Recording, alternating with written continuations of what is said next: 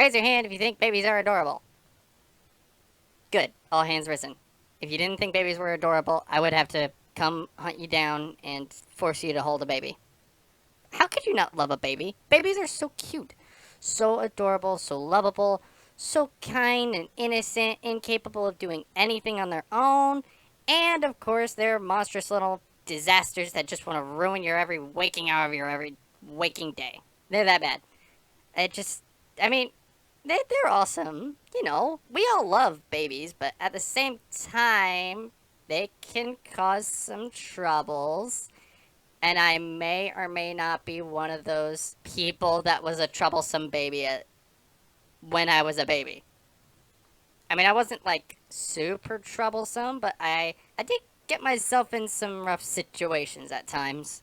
I mean, it's not entirely my fault. I mean, you know, all babies they don't have a grasp on reality. They don't understand, you know, what's good or bad. They don't know how to control their own bodies yet. So they of course they're gonna have some problems, right? Right. Yeah, I guess now you're all kind of curious about what I was like as a baby, huh?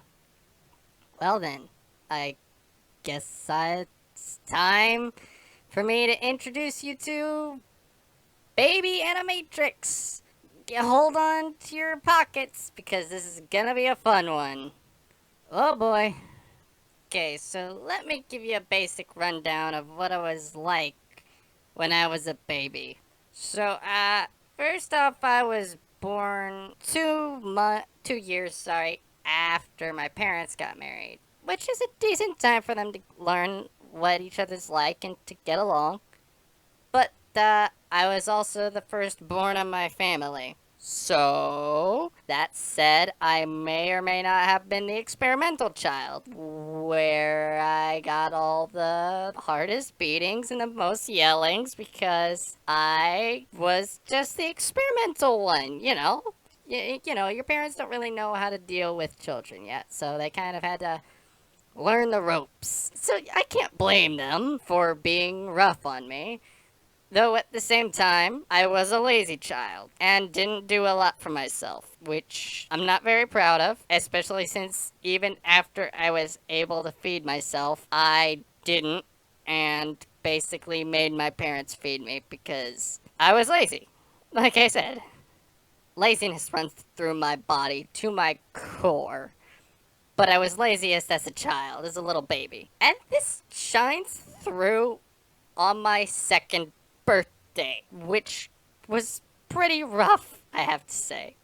So, back when I was real little, my parents would throw really awesome birthday parties. We had a lot of awesome birthday parties. By far, my favorite one that we ever had was my Mario themed birthday party. That one was so cool. They put so much time and effort into it, and even when we were babies, they put so much time and effort into our birthday parties.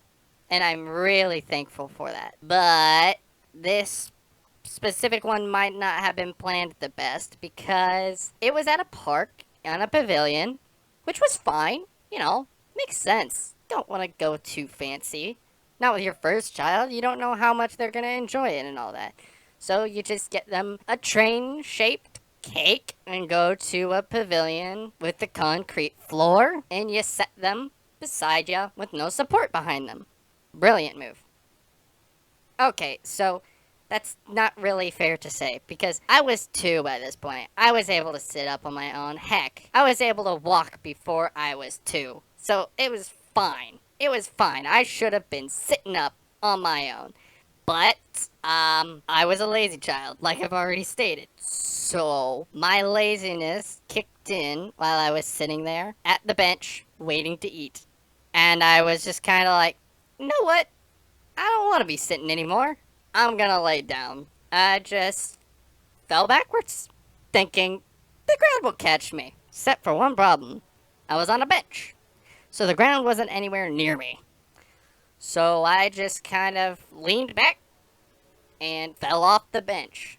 And I flipped and I looked straight down to reveal concrete flying towards me really fast. Except I was the one flying towards the concrete. And I hit the concrete face first and ruined my own birthday. Laziness 1, Animatrix 0. That was a rough birthday party. It's a fun story, though. I like it.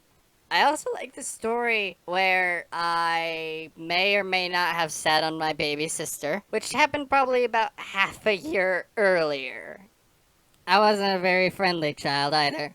So, I had a baby sister when I was about a year and a half old, and she was really small.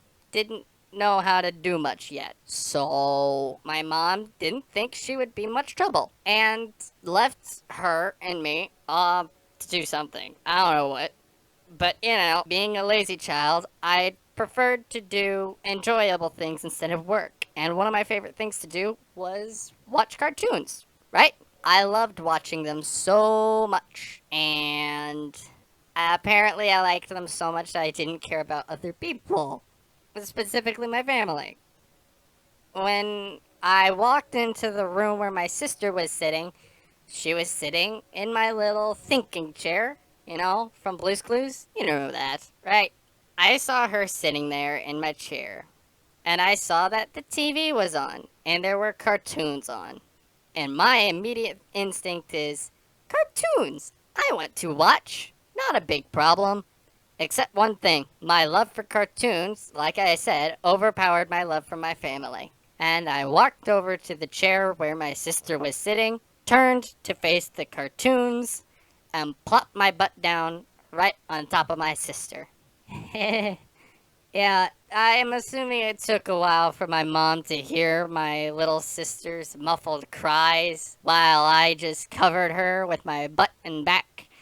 And when she walked in, I bet I got in trouble for that pretty bad. But it was a funny moment, and it's probably also the one that caused my sister to kind of despise me for the rest of my life. And while, yes, that was a rude move of me to just plop my butt down on my sister like she was nothing but a sack of potatoes, I probably had a worse moment than that. I was, on top of laziness, I was kind of selfish. And I may or may not have one time ruined my own parents' anniversary plans, all because of my selfishness. I mean, it's not actually that. I mean, I was only a few months old, so I didn't actually know what I was doing at the time. I didn't even know what they were doing. All they had been planning was going out for dinner for their anniversary while they left me with my grandma. You know? And it makes sense. I mean, I should have been excited to see my grandma, but of course, at the same time, I'm a baby and I didn't know what I was doing or what they were doing or anything. And they just get themselves ready to go. They're all excited. They've been wanting to do this for a while, I bet. So they get ready to go. They get dressed. They get the shoes on. Grab the car keys. Turn to me to get me all set up. And I'm just sitting there with a little tack in my hand. A sharp little pointy object. And they just both stare at me. I stare at them with a face that just says, "You ain't going nowhere without me." And before they can do anything, I take that tack and I shove it in my mouth. That moment probably scared the tar out of my parents. They rush over to me to try to grab me, pull the tack out of my mouth, and by the time they can get their hands into my mouth, it's down my throat and into my stomach. Well, I bet my parents had a heart attack right there. So instead of getting to go out and eat dinner for their anniversary, they got to take me to the hospital, where they learned that there was nothing that could be done, and all they had to do was watch as they changed my diapers. Yeah, I bet you can piece together what that means. Yeah, they never found it either. They never found it. It was lost to time. Later on in my life, I started having stomach ache problems, and we figured it might be because of that tack. So at some point, we decided, well, let's go get an X-ray on Animatrix and see if that tack is still inside him somewhere. So we got an X-ray, and surprise, surprise, it's not there. What? What? How? It's not there? Okay then, either I digested it or something else. And it just kind of poofed. I don't think you can digest a tack, can you? I don't know. But, yeah, that the tack is gone. We don't know what happened to it. All we know is it's gone. And that was about the craziest moment of my life, at least when I was a baby. Anyway, so yeah, those are some of the shenanigans that I've had throughout my little childhood. Anyway, what problems did you cause for your parents when you were a little child? Did you ever touch the stove?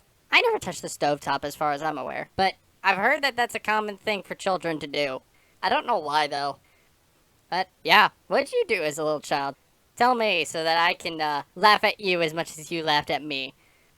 Anyway, thank you all for watching, and until I can find a better way to end this video and ones like it in the future, I guess I'm just gonna have to awkwardly end the video.